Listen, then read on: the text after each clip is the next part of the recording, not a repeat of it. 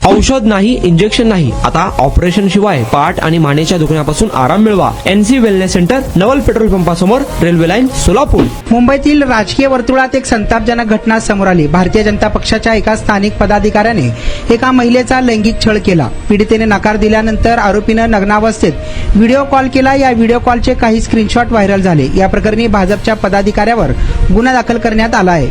युसुफ रंगवाला असं गुन्हा दाखल झालेल्या भाजप पदाधिकाऱ्याचं नाव आहे. युसुफ हा मुंबईतील कुलाबा भागातील वार्ड क्रमांक 224चा भाजप वार्ड अध्यक्ष म्हणून कार्यरत आहे. त्याच्या या कृत्यामुळे डोंगरी पोलीस ठाण्यात गुन्हा नोंदवण्यात आला असून पुढील तपास पोलीस करीत आहेत.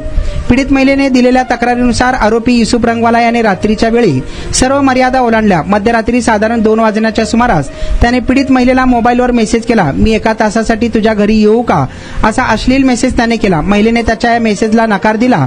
महिलेने नकार देताच त्याने थेट त्याला व्हिडिओ कॉल केला. महिलेने फोन उचलला असता आरोपी युसुफ रंगवाला हा विवस्त्र अवस्थेत होता आणि तो व्हिडिओ कॉलवर अश्लील चाळे करू लागला, असा गंभीर आरोप पीडितेने केला आहे. या प्रकरणानंतर प्रचंड मानसिक धक्का बसलेल्या पीडित महिलेने तात्काळ मुंबईतील डोंगरी पोलीस ठाणे गाठले आणि घडलेला सर्व प्रकार पोलिसांना सांगितला. महिलेच्या तक्रारीची गंभीर दखल घेत डोंगरी पोलिसांनी आरोपी युसुफ रंगवाला याच्या विरोधात लैंगिक छळ आणि विनयभंगाचा गुन्हा दाखल केला आहे. पाय दुखत होता, पायाचा त्रास होत होता आणि अगोदर आम्ही पाय दुखतोय म्हणून पायावर खूप इलाज केला. NC वेलनेस सेंटरला भेट दिली. त्यांच्या ट्रीटमेंटनी मी अगदी आता 100% पूर्ण बरी आहे. आणि मला बरेच दिवसापासून मानेचा आणि पाठीचा खूप त्रास होत होता. मी आता कुठली ट्रीटमेंट घ्यावं ह्या संदर्भात मी एनसिस ह्यांचे व्हिडिओ बघितले. इथे आल्यानंतर मला सरांनी आणि निकिता मॅडमनी ह्याच्याबद्दल जी काही माहिती दिली त्याच्यानुसार मी इथे ट्रीटमेंट घ्यायला सुरुवात केलेली आहे.